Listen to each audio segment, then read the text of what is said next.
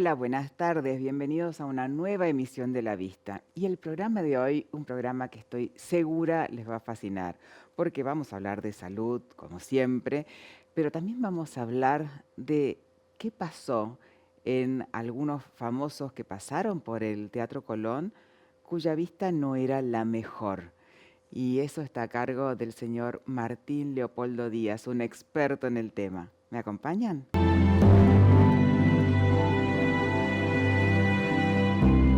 Bienvenidos al primer bloque de A la Vista y como lo anuncié en la presentación, estamos con el señor Martín Leopoldo Díaz.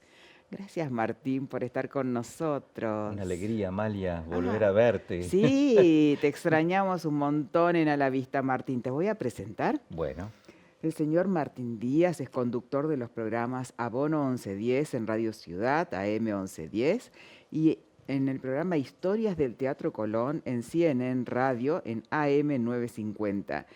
Y Martín se conoce el Teatro Colón, más allá de sus programas, como la palma de su mano, y has tenido oportunidad de estar cerca de grandes artistas y de ver cosas que a lo mejor los que estamos de público no lo vemos, ¿no? claro, el otro lado, ¿no? Del escenario, Sí, que es tan lindo. la cocina, cómo se prepara todo, ¿no es Sí, cierto? sí, sí, sí, Sí, la verdad, Amalia, que es un privilegio estar en el Teatro Colón. totalmente. Y compartir esos ensayos, Sí, sí, y hablar con los protagonistas, porque sí. vos los tenés ahí en un mano a mano. Ahí, es decir, compartimos los ensayos. Cuando hacemos las transmisiones del Teatro Colón, compartimos con ellos cómo será todo, con los técnicos, con los operadores, con los hacedores del Teatro Colón también, Sí, con las personas que hacen día a día el Teatro Colón. sí, que no los vemos, No se ven, pero pero sin que ellos sería imposible. no se podría disfrutar el Teatro Colón. Imposible, sí, sí, sí, sí, Realmente, que es sí. maravilloso, maravilloso. Yo creo que son parte de esa gran familia, parte importante desde los señores con ese traje y la peluca que te abren la puerta. Sí, los baletos. Ay, sí, que son tan amorosos, tan educados. Entrás y ya estás en otra dimensión. Sí, sí. Y vos sabés que los baletos tienen una gran responsabilidad porque el telón del Teatro Colón es pesadísimo. Sí, Y cuando el telón cierra y se hacen los saludos, ellos, aparte de dar las flores y bueno, estar ahí en el escenario, hay que tener mucho cuidado porque el telón realmente tiene una gran envergadura. Así sí, que eh, sí. todo el teatro es un orgullo, creo, de todos los argentinos, el Teatro Sí, Colón. absolutamente, Martín. Pero contame, tenemos una diva de la ópera y otra de la danza, Sí. las dos con dificultades visuales. Las dos pasaron por el Teatro Colón y bueno, si te nombro María Calas, Miss Ópera. imagínate. Ella estuvo en el Teatro Colón en el año 1949, acá la Qué tenemos, hermosa María, foto.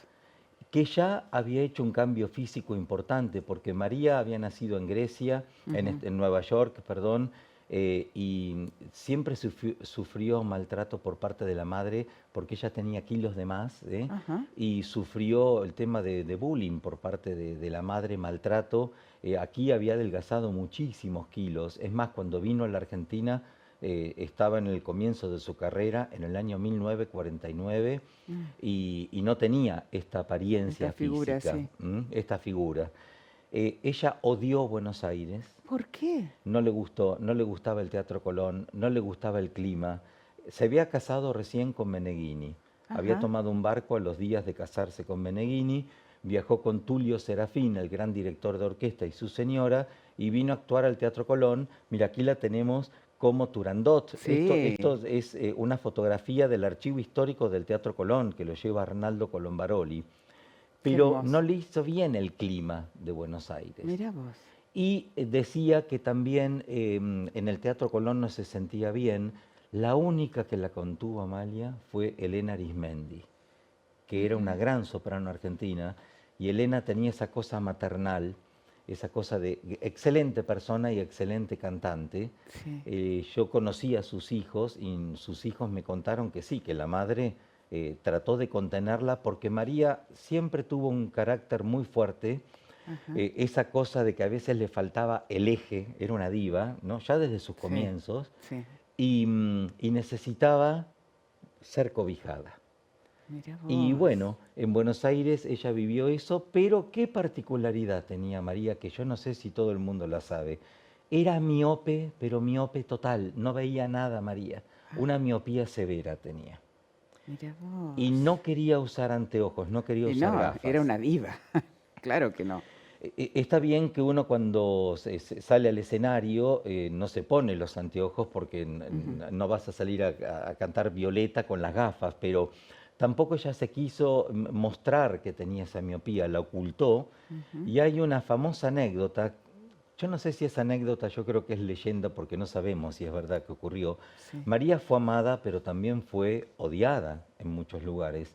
En el Teatro a la Scala de Milán ella fue amada, pero se ve que un día, una noche, no tuvo una buena función y cuando termina la función sale a saludar y el público le empezaron a tirar verduras, puerros, tomates, de todo. No te puedo creer. Y ella no veía nada. Dicen que eran los fans de su rival, que era Renata Tebaldi. Su rival, a ver, en la vida real eran amigas, pero servía para las discográficas que Claro, fuesen rivales. claro. ¿Eh? Sí, para Y el marketing el vende marketing, más eso, claro. el marketing. El tema es que María de repente piensa que son flores, porque no veía Ay, absolutamente nada. pobrecita. Y cuenta la leyenda, la anécdota, que levanta unos puerros y cuando se da cuenta que son puerros, dicen, qué buenas verduras que existen en Milán, aquí fuera de temporada. Tenía un humor, tenía un humor, era irónico, un humor tremendo, un carácter muy fuerte y una gran debilidad. Pero bueno, luego aceptó su miopía. Teresa Berganza, la gran mezzosoprano, cuenta que, ¿sabés lo que hacía ella, Amalia, Ujú. cuando ensayaba una ópera en cualquier lugar del mundo? Llegaba una hora antes al escenario y estudiaba con sus anteojos que eran enormes, muy Sí, gruesas las sí, sí, lentes, sí. estudiaba todo el movimiento del escenario y más cuando había escaleras, se aprendía los escalones de las Ay, escaleras. pobrecita. Eso era María Callas, la disciplina Sí, representada en una hecha persona. persona, sí, tal cual, tal cual. Y uno piensa en la Calas, cómo se llaman esas personas que trascienden, y piensa en una todopoderosa, ¿no? No, no, no, no lo era, no lo era. De hecho, ella falleció muy sola Ujú. en París, esa historia de amor que tuvo, que era, para mí, tiene una belleza extraordinaria y la belleza de su voz, su timbre. Sí, Actriz creo que era sobresaliente. Yo no puedo opinar, uno creo que no debe opinar de semejantes personajes, pero ¿quién diría, Amalia, que con esa miopía salía a actuar?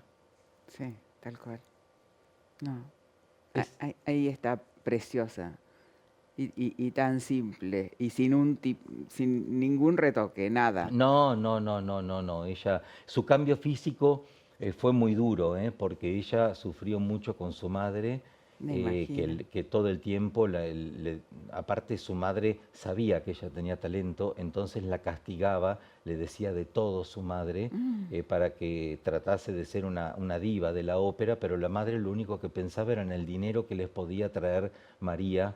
eh, Ah, qué y, terrible. y esto es un tema delicado, también en la época de la guerra, tanto María como su hermana, hay fuentes que lo atestiguan que sí, que fue prostituida y ella no quiso hacerlo por falta de Pobrecita. dinero. El talento María lo tenía aquí, Claro, aquí y aquí.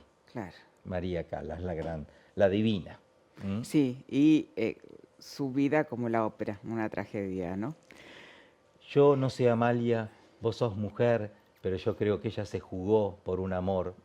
Era una mujer que necesitaba ser amada. Necesitaba ser Y lo amada. de Aristóteles Onassis, eso lo hemos comentado varias veces con otros colegas, con estudiosos de Ujú. la vida de María.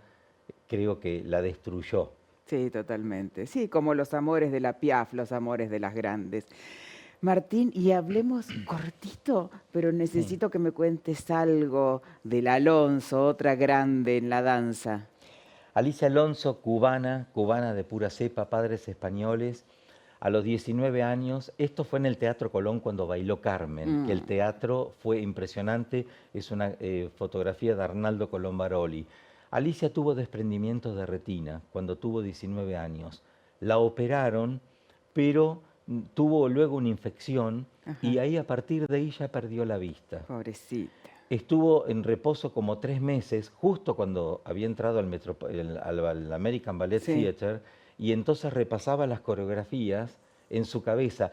Esto es Giselle. Qué maravilla. Ella es la Giselle, el ícono de Giselle. Es como que tuvo un golpe de suerte ella porque una bailarina famosa del Met, Alicia Markova, iba a bailar, se enfermó y salió ella a bailar, pero esto que estamos viendo lo hace ciega completamente. Sí.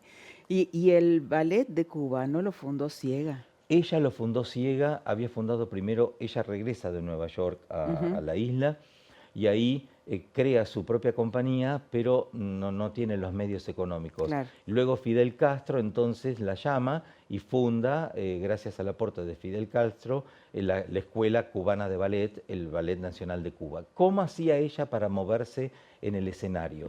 Primero, con muy buenos partenaires, muy buenos acompañantes. Claro, sí, porque vos, Amalia, que te gusta el ballet, venís al Colón, tenés que tener hay muchas veces que las bailarinas se arrojan al vacío, saltos, piruetas.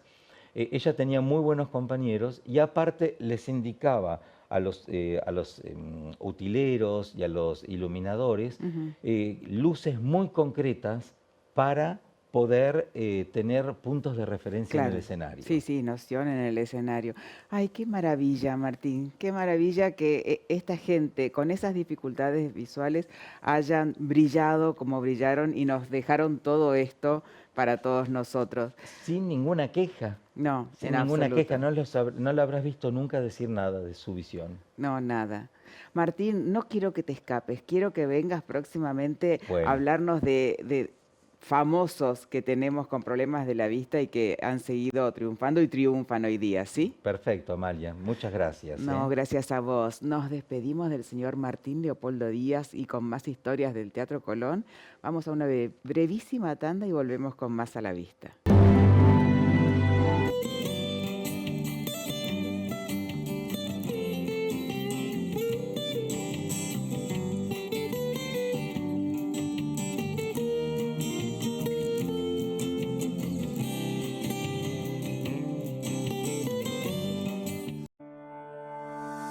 ¿Sabías que la miopía está aumentando a niveles alarmantes en todo el mundo? Y así es como Internacional desarrolló los anteojos Majestic Myopia, que vemos que tenemos en el centro de lo que es el eje visual la corrección que el niño requiere para poder ver bien, y en la periferia, de forma muy sutil, tiene como un pequeño esmerilado, y eso es lo que genera a nivel de la retina periférica una disminución de lo que es la sensibilidad al contraste, que actuaría como un estímulo para frenar la progresión de la miopía. Si tenés algún familiar con miopía, este es el momento para empezar a hacer algún tratamiento para la miopía.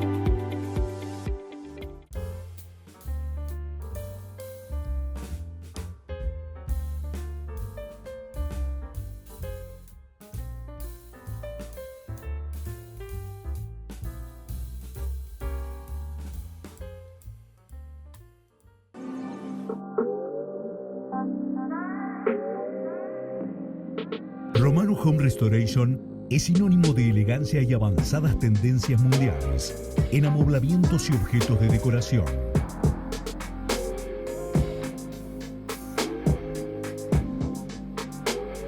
Somos una empresa integral dedicada y reconocida por particulares, empresas corporativas, hotelería y empresas constructoras.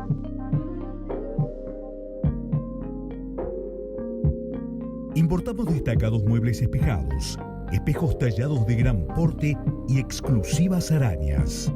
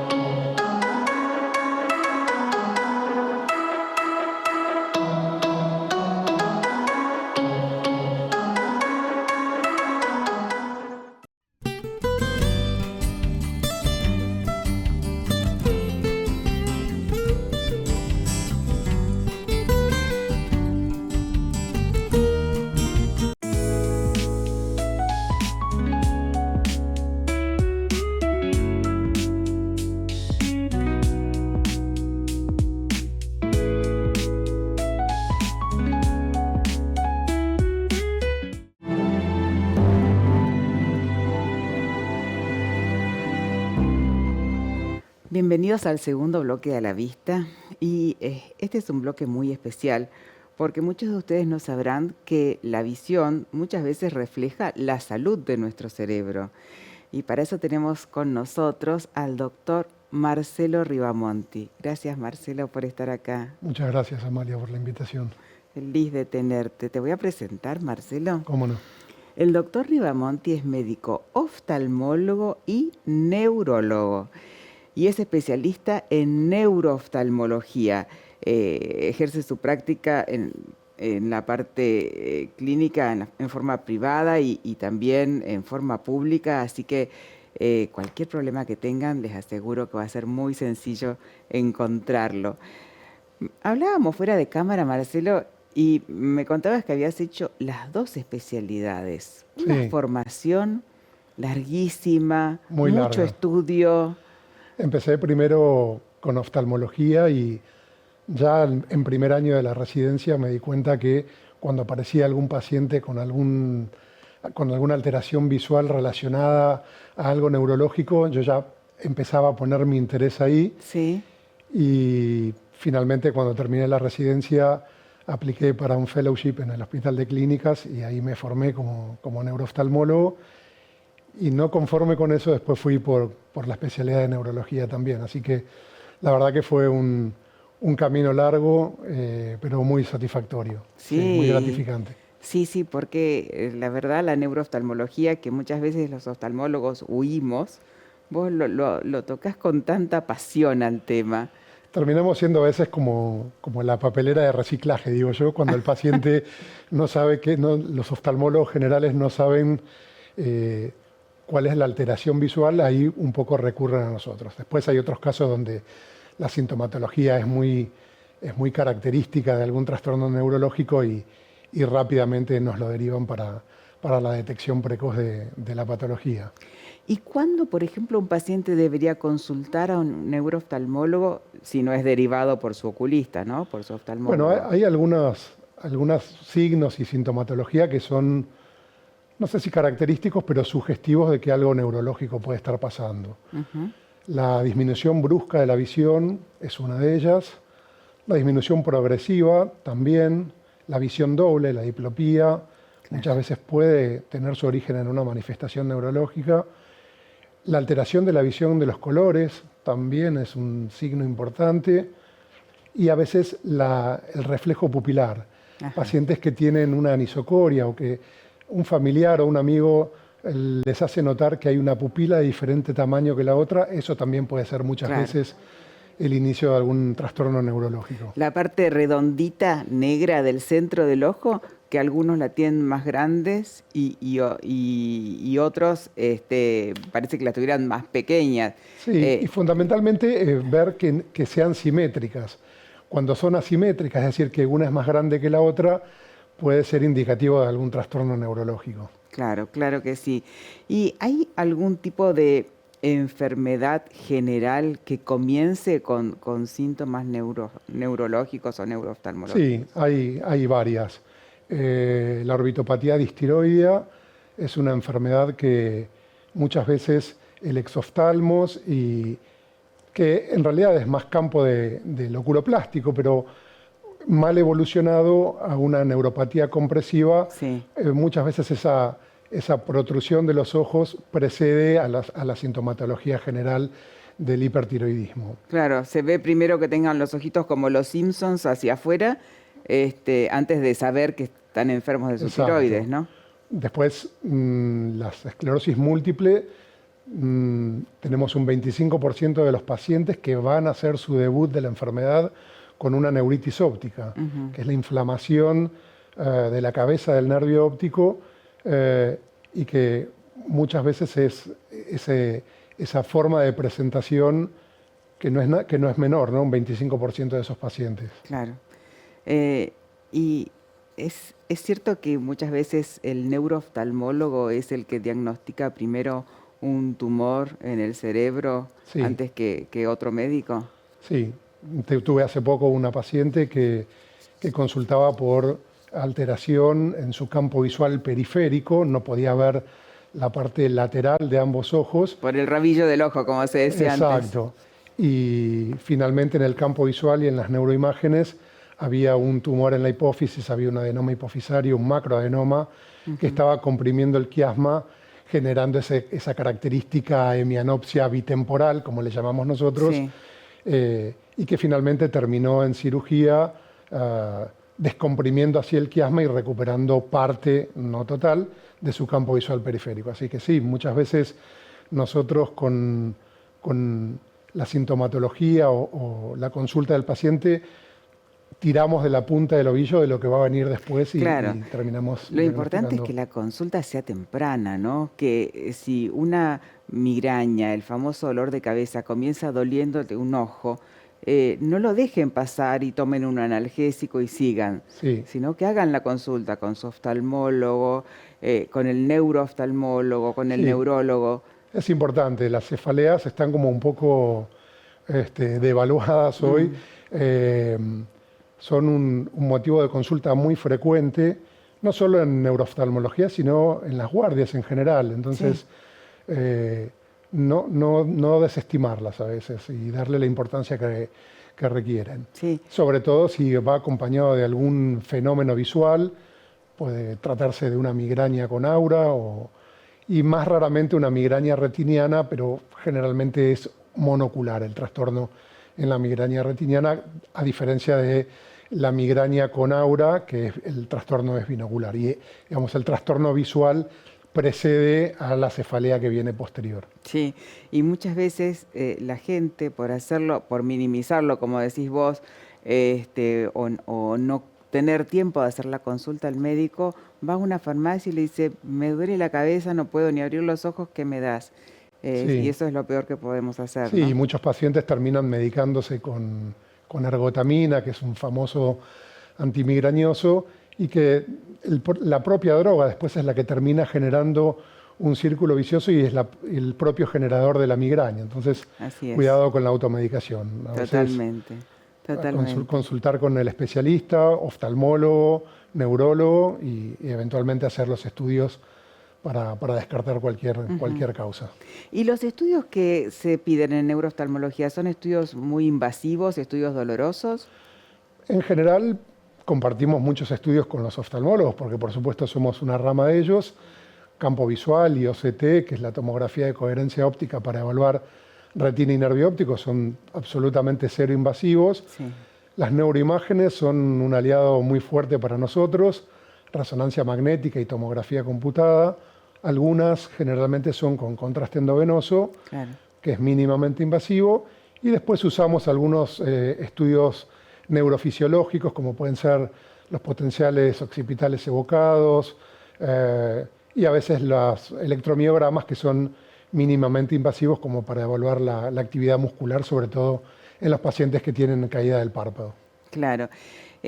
Los neurooftalmólogos utilizan mucho la toxina botulínica, que siempre la gente lo asocia con la estética y con las arrugas, para tratar qué enfermedades, Marcelo. Y los blefaroespasmos, que es la contracción involuntaria de ambos párpados, generalmente superior, inferior, es muy invalidante porque la contracción es sucesiva y incluso a veces se asocia con apraxia de apertura. Claro. Es tan fuerte la contracción que después ni no. siquiera pueden abrir los ojos, se Claro. los tienen que abrir con los dedos. Sí. A esos pacientes les podemos dar una solución con toxina botulínica inyectando en la zona periocular, fundamentalmente en el área del orbicular de los párpados. En los espasmos hemifaciales también, que a veces son secundarios en un porcentaje muy pequeño a lo que se llama la ectasia del tronco basilar, esa arteria que está como un poco, digamos, tortuosa y contacta con el tronco del encéfalo, generando una irritación del nervio facial, pero muchas veces es idiopática o en muchos casos se ven pacientes que tuvieron una parálisis facial previa y tiempo más tarde desarrollan ese espasmo hemifacial. A esos pacientes también los podemos ayudar con toxina botulínica en la mitad de la cara. Por supuesto, la dilución es diferente a la que usamos para estética y tiene que estar hecho por por un profesional que conozca Que las conozca áreas los de... músculos. Claro, Sí, exactamente. sí, no lo puede hacer un médico que infiltre para estética. estética. Eso es totalmente comprensible. Pero son cosas que se pueden tratar, son enfermedades que son invalidantes, como dijo el doctor Rivamonti, porque estar cerrando los ojos, no poder abrirlo, te convierte en un ciego, aunque puedas ver bien. Y con toxina botulínica mejoran muchísimo. Sí.